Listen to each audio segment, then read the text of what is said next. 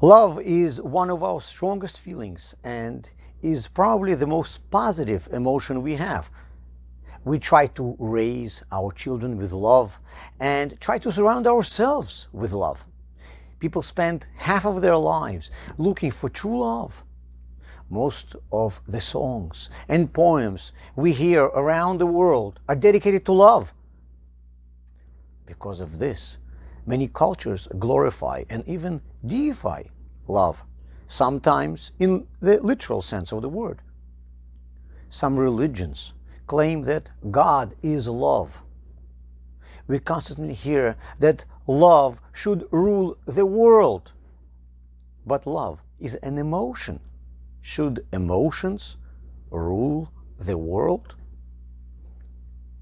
Love is a positive emotion, but positive emotions do not always lead to positive actions, and even more so, to positive results. Recently, in America, a prominent politician was caught cheating on his wife for a prolonged period of time. And him and his mistress, in their defense, put forward the most significant argument in the modern world.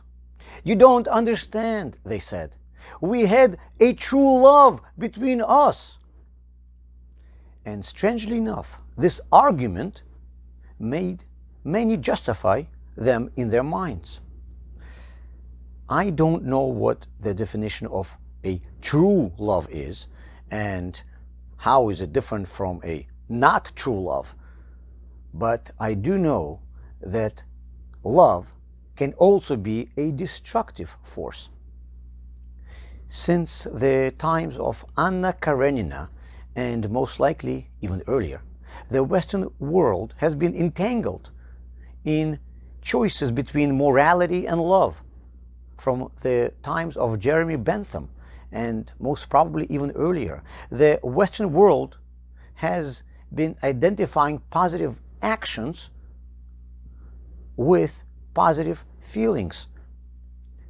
This is probably why we often find ourselves confused about our emotions and what is right. Maybe that's why every unhappy family is unhappy in its own way, and everything was in confusion in the Oblonsky's household. Western culture often makes us take our feelings for granted and makes us base our actions on these feelings. The Torah says how we should act, and then the Torah takes these actions for granted and tells us how to base our feelings on these actions.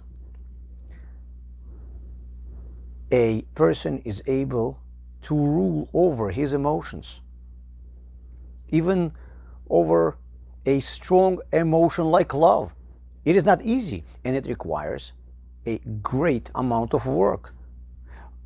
But most of Hasidic teachings are devoted precisely to coaching people how to do that, and it is possible. Hasidism presents us with a completely different view of ourselves, thanks to which we can change our feelings towards ourselves and others. We can channel our positive emotions and control or even change our negative feelings. The book of Tanya, which is written by the Alter Rebbe, offers us a completely different model of thinking, thanks to which we can, after working on ourselves, feel in much greater control of our emotional world. The lectures, which are currently being held at Ariel, titled "Becoming in Charge of Your Emotions," are teaching us some of the elements of this model of thinking. Please join us next Tuesday at 7:30 at Ariel.